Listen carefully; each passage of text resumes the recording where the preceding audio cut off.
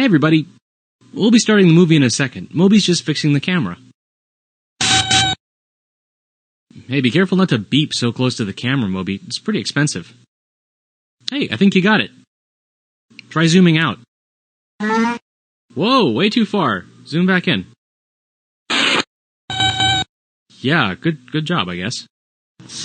Dear Tim and Moby, what makes a gas or a liquid? From Reynold. Well, gases and liquids are two of the three main states of matter.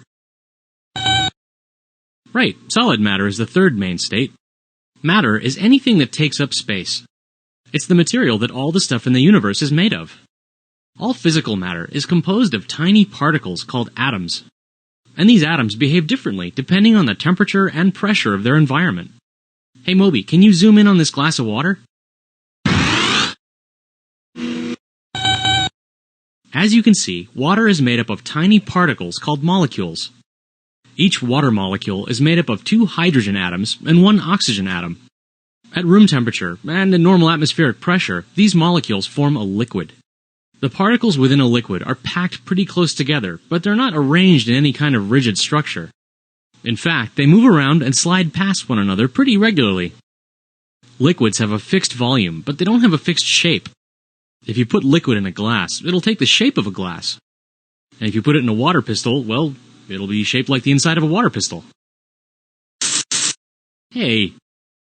Alright, let's say we raise the temperature of the water. If we boil it, it'll change state and become a gas. Zoom in on that steam, Moby.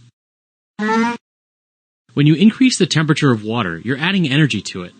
The particles get excited. And when that happens, they start moving around a lot faster and get farther and farther away from one another. But the changes in state are only physical. The chemical structure stays the same. Those particles are still regular old water molecules, hydrogen and oxygen. Unlike liquids, gases don't have a fixed volume.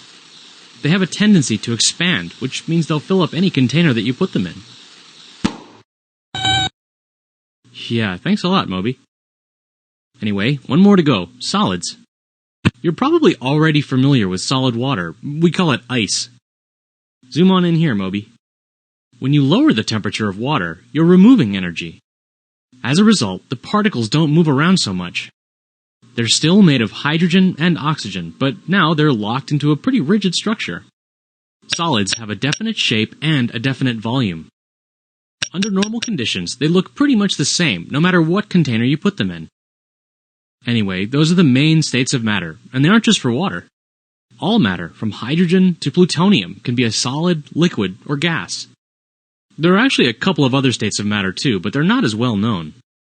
First, there's plasma, an electrically charged gas. Every star in the sky, including the sun, is made up of plasma. So is lightning, for that matter. And the fluorescent light bulbs in your classroom are actually filled with plasma too. Also, there are colloids, which are mixtures that contain 2 separate phases of matter. Butter, gelatin, and paint are all colloids. There's even a state called a Bose-Einstein condensate, named after physicists Satyendra Nath Bose and Albert Einstein. That particular state has to be created in a lab since it occurs at close to absolute zero, or about minus 273 degrees Celsius, the coldest possible temperature in the universe. Anyway, that's all we've got for states of matter. You can turn the camera off now, Moby. Hey, I can't see anything.